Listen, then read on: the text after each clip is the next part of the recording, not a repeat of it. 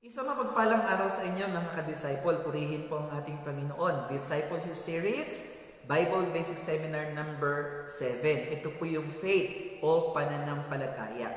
Purihin po ang Panginoon. May isang kwento, isang bata na nagpapalipad ng kanyang saranggola. Pataas ng pataas at halos matakpan na po ng mga ulap. Maya-maya po may lumapit na isang matanda at nakita yung bata. Tanong po ng matanda sa bata, "Boy, anong ginagawa mo?" Sabi po ng bata, "Nagpapalipad po ako ng saranggola." Tumingala po yung matanda, wala naman siya nakita. Sabi po niya sa bata, "Wala naman ako nakikitang saranggola." "Hindi po, nandiyan lang po, natakpan lang po ng ulap." Sabi po nung matanda, "Sigurado ka? Paano mo mapapatunayan na talagang nandiyan nga yung saranggola mo?" Ang sabi po ng bata, "Hindi man po natin nakikita dahil natatakpan na po siya ng mga ulap, pero nararamdaman ko po dito sa pisik na hawak ko." Purihin po ang ating Panginoon. Ang pananampalataya po ay isang marka ng tagasunod ng ating Panginoon, tagasunod ni Kristo. Tayo, mga believers, hindi man po natin nakikita na malas, natunghayan, nakita ang ating Panginoong Yesus nung siya ay nabuhay sa mundo po na ito. Pero pinaniniwalaan natin. Bakit? Nararamdaman po natin at nararanasan natin ang ating Panginoon. Ang pananampalataya po ay marka ng isang tagasunod ni Kristo.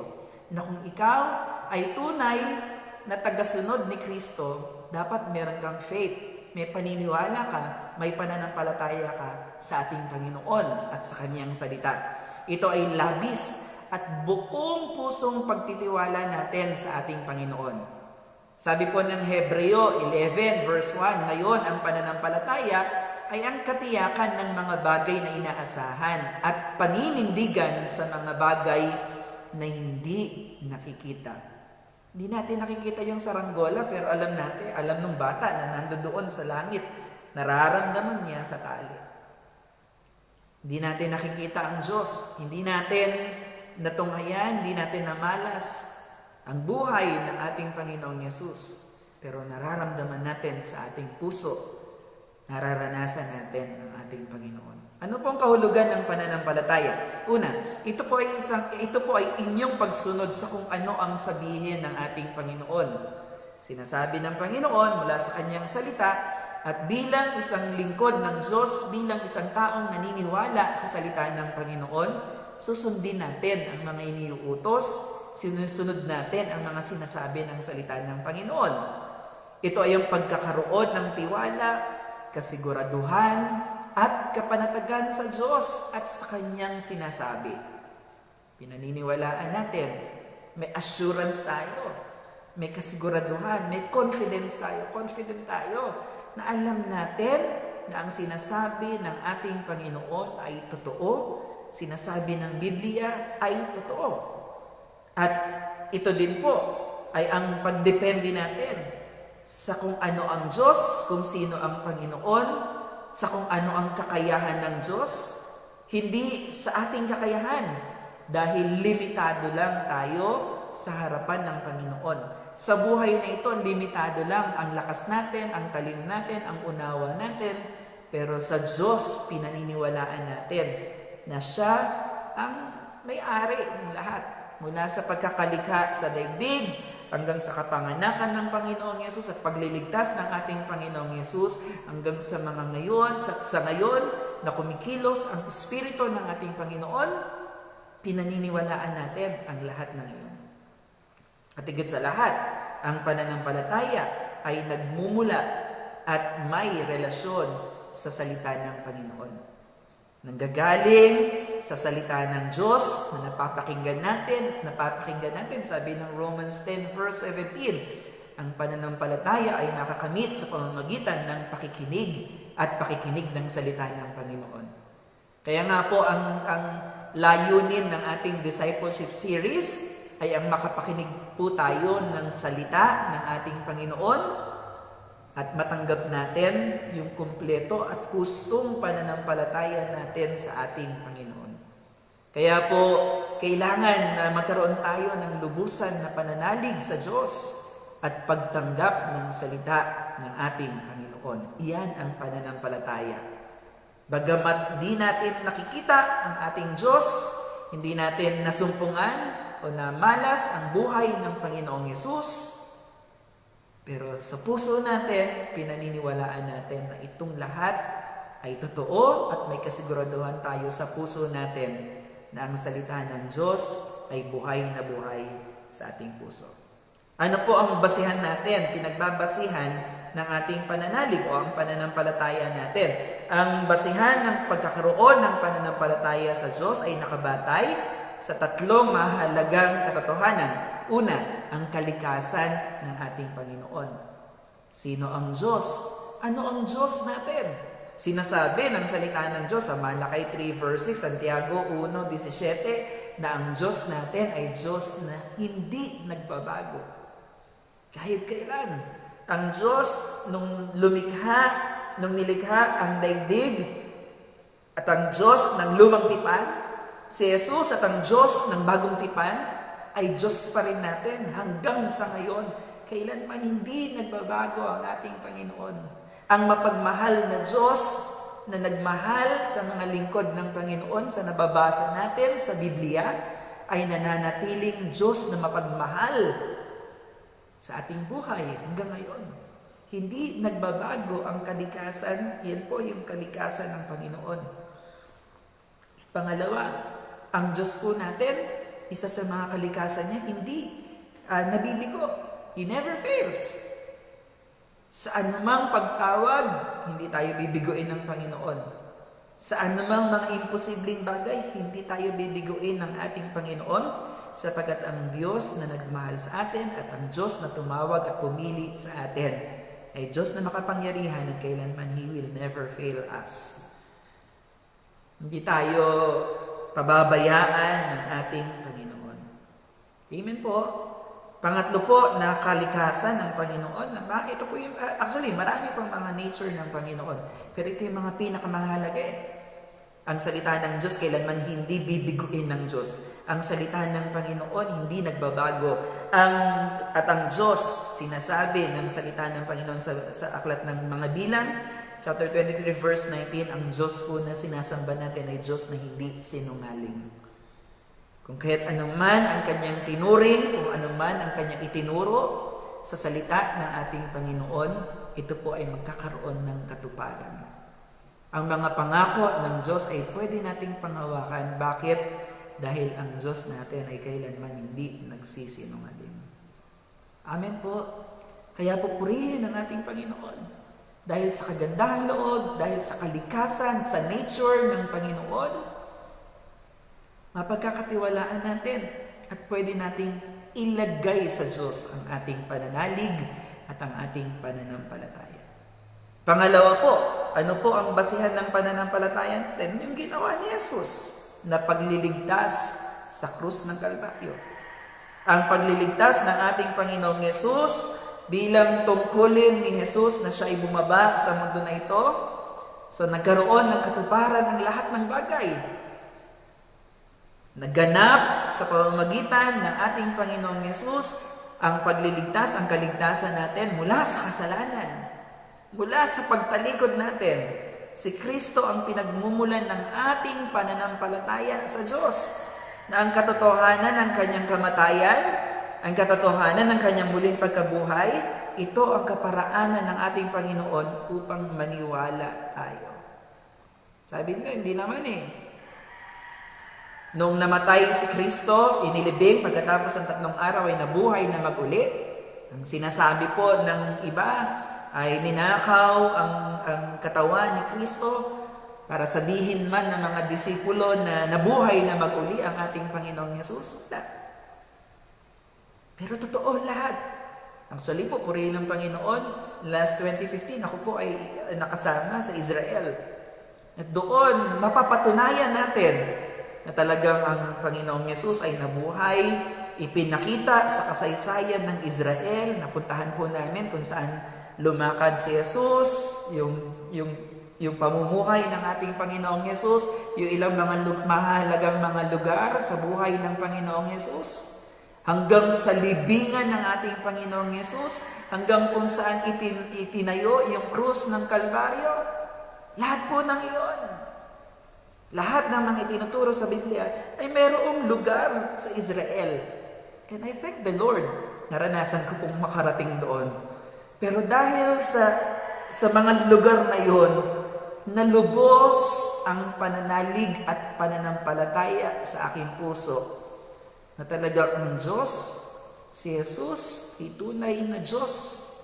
Buhay ang Panginoong Yesus at siya po ay nananahan at naninirahan sa ating mga puso.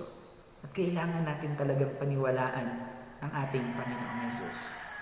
Pangatlo na basihan ng pananampalataya, una, kalikasan ng Panginoon, ang pagliligtas ng ating Panginoong Yesus, at hindi rin po mawawala yung pangatlo, ang salita ng Diyos. Mahalaga na tayo ay nagbubulay ng salita ng Diyos. Mahalaga na inaaral natin ang salita ng Panginoon. At higit sa lahat, kung kaya po nating kabisaduhin ang ilang mga mahalagang mga talata, mas mainam po upang lalo ito na maging buhay sa ating puso. Makinig tayo at makinig ng salita ng Panginoon upang lalo pang tumibay at lumalim ang ating pananalig sa Kanya. Amen po ba? Ang ilang disenyo o ang pattern po ng pananampalataya, makikita po natin sa buhay ni Abraham. Sa pamamagitan po ng pangungusap ng Panginoon kay Abraham, tinanggap po niya ang mga pangako ng Diyos sa kanya na ito ay totoo. So una, tanggapin din natin ang salita ng Diyos na ito ay totoo, ang mga pangako ng Panginoon ay totoo, tanggapin po natin ito ng may pananalig at kapanatagan, kasiguraduhan sa puso na ito ay tunay at totoo. Kay Abraham, sa Romans chapter 4, verse 18 to 19, ay makikita po natin, isinantabi niya yung pansarili niyang kagustuhan, yung pansarili niyang nararamdaman, na kahit utusan siya ng ating Panginoon ng mga imposible at mahihirap na bagay, kaya niyang pakinggan ang tinig ng Diyos. Nung sinabi ng Panginoon, Abraham, lisanin mo yung lupain mo at pumunta ka sa lugar na ituturo ko sa iyo. Sa isang taong walang pananampalataya, mahirap. Bakit? Anong gagawin ko? Saan ako pupunta? Anong magiging buhay ko? Sa isang lingkod ng ating Panginoon na sinabihan, o ihandog mo sa akin ang iyong kaisa-isang anak, inantay mo for 25 years. At pagkatapos, ihahain mo, papatayin mo sa ating Panginoon ang iyong anak.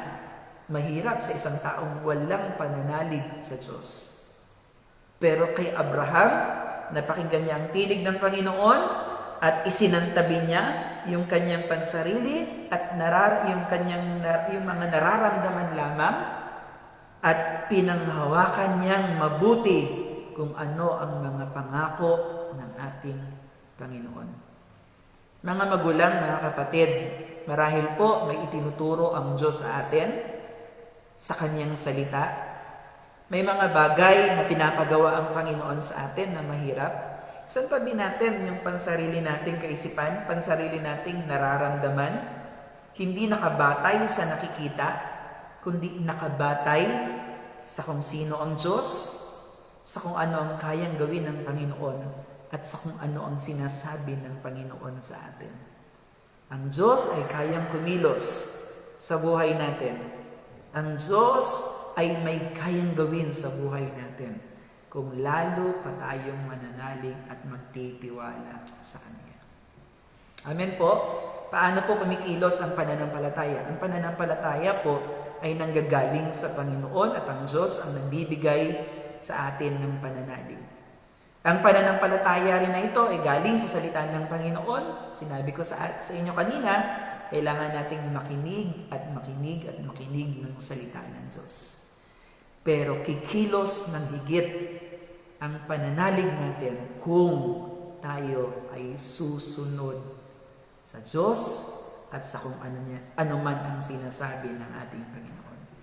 At kadalasan po, habang tayo ay sumusunod, mayroon pong pagsubok ang pananampalataya na kadalasan tinetest tayo, may mga krisis, may mga suliranin na nararanasan, Pero ang lahat ng ito ay pagsubok ng pananampalataya, gaano tayo lubos na mananalig at mananahan sa ating Panginoon. Pero sa pangkalahatan, kapag ito ay napagtagumpayan natin, mayroong kalakip na gantimpala ang Diyos at bunga ng ating pananalig sa ating Panginoon.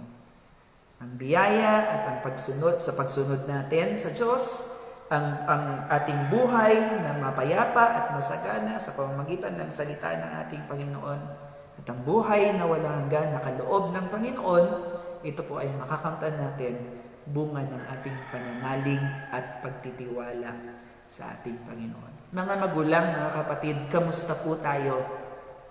Sa panahon ng krisis na ito na ating nararanasan, kamusta ang ating buhay?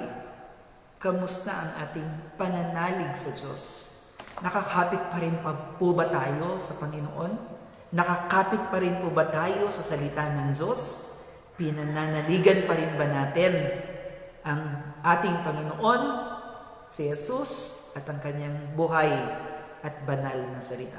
Ang dalangin ko po, tayo po ay magpatuloy na hanapin ang ating Panginoon, magpatuloy tayo na lumago sa ating pananalig at pag-ibig sa ating Panginoon. Manalangin tayo, Panginoon, pagpalain mo ang bawat isa na nakapakinig ng salita na ito, bayaan mo sa aming puso ay sumibol ang isang uri ng matatag at di natitinag na pananalig at pananampalataya sa iyo, sa aming puso, habang kami ay nabubuhay. Pagpalain mo ang buhay ng bawat isa, anumang krisis o suliranin na kanilang pinagdadaanan, pagsubok ng pananampalataya, matunghayan po ninyo sila na mananatiling tapat sa iyo at mananatili sa pananalig sa iyo. Pagpalain mo ang kanilang buhay at ang kanilang tahanan, kung sino man po yung mayroong sakit at karamdaman, na nanampalataya kami sa pangako mo at sa salita mo, na kami ay tatanggap ng kagalingan na nagmumula sa iyo. Sa anumang pangangailangan, pinangahawakan namin ang iyong salita na ibibigay mo buhat dyan sa langit ang lahat ng pagpapala na kailangan namin sa araw-araw. Pagkaloob mo po ang lahat ng ito sa aming mga buhay. Maraming salamat po. Naway ang pag-ibig ng Diyos Ama, ang pagpapala ng Panginoong Yesus, at ang pagsama ng banal na Espiritu Santo ay maranasan namin ngayon, bukas, at magpakailanman. Ito po ang aming samot panalangin sa matamis na pangalan ng aming Panginoong Yesus. Ang lahat po ay magsabi ng Amen and Amen. Palakpakan po natin ang ating Panginoon. Mangyari lamang po, kung kayo po ay nakapakinig ng katuroan na ito, i-comment po ninyo yung inyong pangalan para po sa ating attendance. Again, maraming salamat. Pagpalain po kayo ng ating Panginoon. God bless you. Shalom.